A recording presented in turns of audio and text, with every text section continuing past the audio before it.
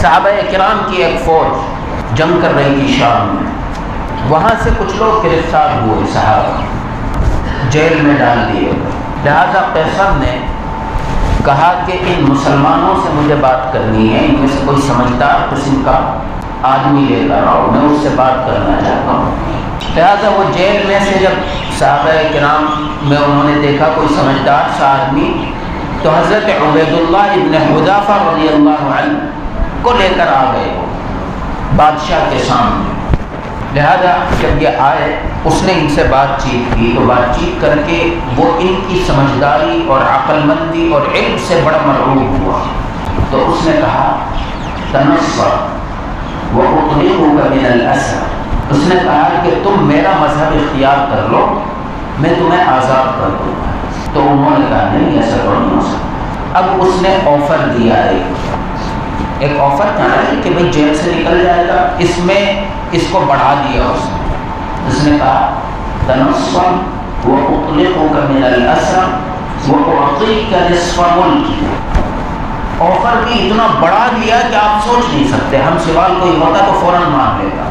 ہم نے تو یہ بات دیکھی ہے، آج آپ کی دشمن پارٹیاں مسلمانوں کو تھوڑا سا پیسہ دے، بالکل سب کچھ کرنے کو تیار ہے، تھوڑی سی لالچ، تھوڑا سا پیسہ، تھوڑا سا چھوٹا سا عہدہ، اس کے لیے اپنی قوم کو بیچنے کو تیار۔ لیکن اپنے بڑوں کو سوچیے، اس نے کیا آفر دی؟ اس نے کہا کہ تم میرا مذہب اختیار کر لو، میں تم کو آزاد بھی کر دوں گا اور اپنا آدھا ملک تمہارے حوالے کر دوں گا۔ آدھا ملک، قیصر روم کا آدھا ملک، ہندوستان جیسے دو ملک بنتے ہیں۔ کتنا بڑا آفر ہے آپ سوچئے۔ اور کرنا کیا ہے؟ صرف زبان سے دو جملے کہنے۔ تو انہوں نے کہا نہیں، یہ نہیں ہو سکتا، اور بڑھا دیا۔ کہتا ہے تنصر وأطلقك من الأسر وأعطيك نصف ملكي وأشركك معي في الحكم۔ اور بڑھا دیا، کہتا ہے کہ میرا مذہب اختیار کر لے، عیسائی بن جا، میں تجھے آزاد کروں گا، آدھا ملک بھی دوں گا، اور جو باقی آدھا میرا ہے اس میں بھی تجھے اپنے ساتھ شریک کر لوں گا، تیرے مشورے کے بغیر کوئی کام نہیں کروں گا۔ گویا کہ پورا ملک دے رہا ہے۔ آپ سوچئے، یا آپ کے بڑے تھے، آپ کے بڑے تھے، کس طریقے سے زندگی گزارتے تھے، کتنے مضبوط لوگ تھے۔ اللہ تبارک و تعالیٰ کے دین کے ساتھ کسی قسم کا سودا منظور نہیں تھا۔ لہٰذا انہوں نے کہا نہیں، ایسا نہیں ہو سکتا۔ نا امید ہو گئے۔ جب نا امید ہو گیا، کہنے لگا کہ جیل میں ڈالو۔ لیکن اب باقی جو مجرمین، جو دوسرے ملزمین ہیں، ان کے ساتھ نہیں رکھنا، بلکہ الگ کوٹری میں ڈالو اس کو، اور اس کو کھانا اور پانی دونوں بند۔ لہذا الگ ڈال دیا گیا۔ 2 رات 2 دن گزر گئے، نہ کھانا ملا نہ پانی ملا۔ لہذا اپنے جیلر کو بلا کے پوچھا اس کی کیا حالت ہے، ذرا دیکھ کے تو آؤ۔ انہوں نے کہا کہ وہ تو پڑا ہوا ہے بھوکا اور پیاسا، اب اس میں سکت نہیں ہے کھڑے ہونے کی۔ کہنے لگا ٹھیک ہے، اب اس کو کھانے کے لیے خنزیر کا گوشت دو اور پینے کے لیے شراب دو، اور بتا کے دو۔ ذلیل کرنا مقصود، آپ کے دین کو ذلیل کرنا مقصود تھا، مسلمانوں کی عزت کو خراب کرنا مقصد تھا، ارادہ تھا۔ لہٰذا ان کے سامنے بہترین پکا ہوا خنزیر کا گوشت اور شراب لایا گیا اور بتایا گیا کہ یہ ہے۔ تو انہوں نے کہا کہ میں جانتا ہوں کہ میری شریعت اس حالت میں مجھے اس کو کھانے کی اجازت دیتی، کیونکہ میں مجبور ہوں، نہیں کھاتا تو مروں گا۔ لہٰذا میری شریعت تو مجھے اجازت دیتی ہے کہ میں اسے کھا کر اپنی جان بچاؤں، لیکن میں اسے نہیں کھاؤں گا، اس لیے کہ اگر میں کھاتا ہوں جان تو بچ جائے گی، لیکن مسلمانوں کے اوپر اور اس قوم کے اوپر ذلت کا بدنما داغ بھی لگ جائے گا۔ مجھے یہ منظور نہیں کہ مسلمانوں کی بے عزتی ہو، اس لیے میں اپنی جان دینے کو تیار ہوں، لیکن اسے نہیں کھاؤں۔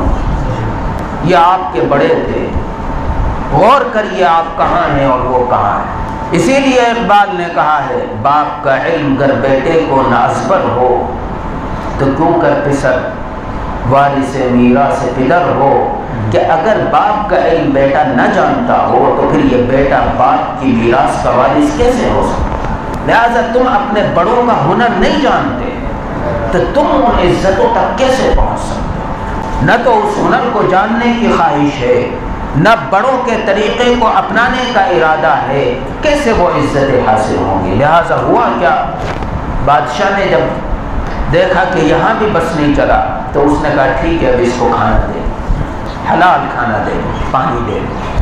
اس کے بعد اس نے کہا کہ اس ملک کی سب سے خوبصورت عورت کو رات میں اس کے کمرے میں بھیج دو، اس کی کوٹری میں بھیج دو۔ لہٰذا وہاں پہنچی تو ایک نماز میں مشغول اپنے رب کے سامنے حاضر تھے۔ اس نے جو کچھ کوشش کر سکتی تھی کی، لیکن کوئی بس نہیں چلا۔ وہاں سے نکلی بڑی غصے کی حالت میں اور کہا کہ تم نے مجھ کو کس کے پاس بھیج دیا ہے؟ اس کے جملے وہ کتاب میں لکھے ہوئے ہیں کہ اس کے کیا جملے تھے اس عورت کے، اَهُوَ رَجُلٌ أَمْ حَجَرٌ وَهُوَ لَا يَدْرِي عَنِّي أَأَنَا أُنْثَىٰ أَمْ ذَكَرٌ۔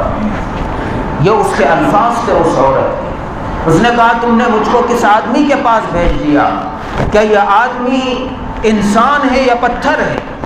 اور میں اس کے پاس سے ہو کر آئی ہوں، میں یہ سمجھتی ہوں کہ وہ میرے بارے میں نہیں جانتا کہ میں مرد ہوں کہ عورت ہوں۔ کس آدمی کے پاس تم نے مجھ کو بھیج دیا؟ لہٰذا جب بادشاہ کے ساری چالیں بیکار ہو گئی، کوئی چال نہیں چل سکی، تو اس نے مایوس ہو کر یہ کہا کہ ٹھیک ہے ایک بڑے سے برتن کے اندر تیل کو پکایا جائے، آگ لگا کر تیل پکایا گیا۔ جب وہ تیل کھولنے لگا تو اس نے کہا کہ اب اس قیدی کو لے کر آؤ۔ ان کو لایا گیا۔ اس نے کہا کہ میرا آفر ابھی تک ویسے ہی ہے، اگر تو میرا مذہب اختیار کرتا ہے آزاد بھی کروں گا، آدھا ملک بھی دوں گا، اور باقی جو آدھا میرا ملک ہے اس میں تجھے شریک بھی کر لوں گا۔ بتا منظور ہے؟ انہوں نے کہا نہیں۔ کہنے لگا کہ ایک دوسرے قیدی کو لے کر آؤ۔ ایک دوسرے قیدی کو لایا گیا۔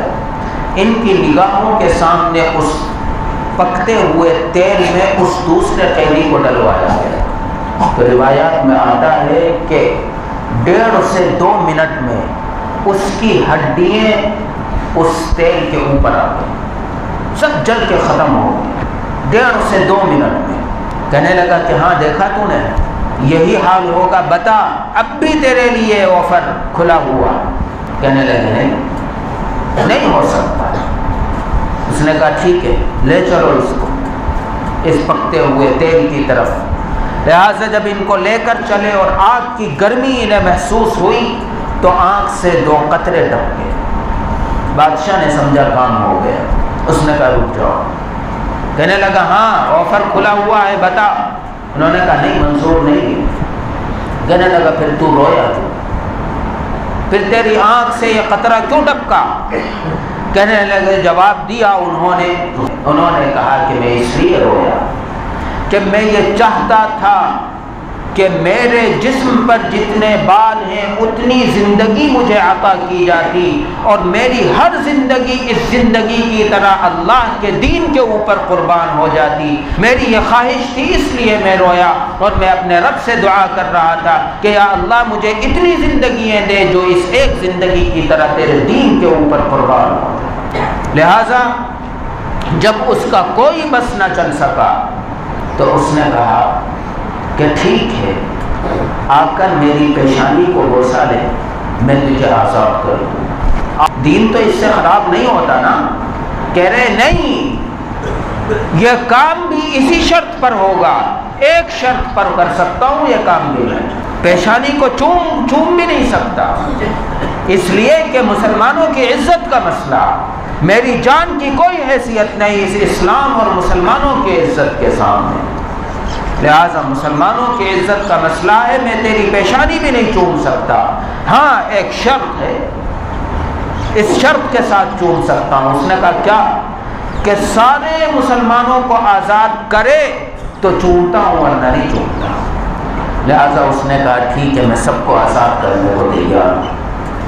تو دوسرے صحابہ کرام کی زندگیوں کے لیے انہوں نے حضرت عبید اللہ ابن حذافہ رضی اللہ عنہ نے اس کی پیشانی کو چوما اور باقی سارے قیدیوں کو لے کر اپنے ساتھ واپس آئے۔